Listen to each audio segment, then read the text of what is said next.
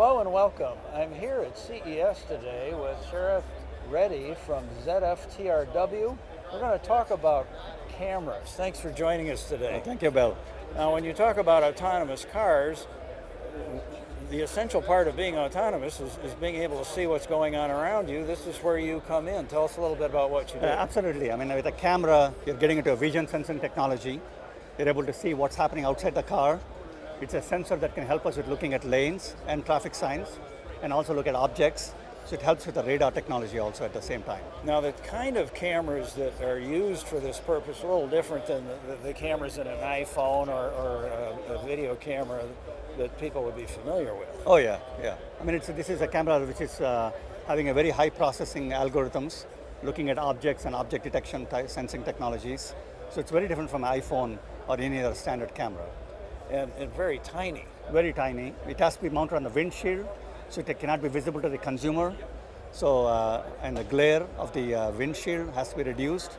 So it's very key aspects to get the safety aspects of the camera to work properly. Very high performance, and you need more than one typically, don't you? Sometimes you need more than one. And some cars right now, there are rear cameras, there are surround cameras. There's also multiple forward-facing cameras. This sounds like an area where the technology is evolving very quickly. Yeah, I mean, we started off with, TRW started with what we call a Generation 2 camera a few years back. We're now already working on Generation 4 camera. We're going into multi-lens cameras. So this technology is moving so fast. It was a VGA resolution camera before.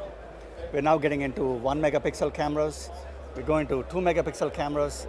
So just like what you saw in consumer electronics, we're seeing the same thing in automotive with higher resolution cameras, better performance, overall better way to drive the car and improve the driving experience. Now, do you see an end to this, or is this kind of a continuing process? I think it's a continuing process because the expectations of the consumer are increasing day by day.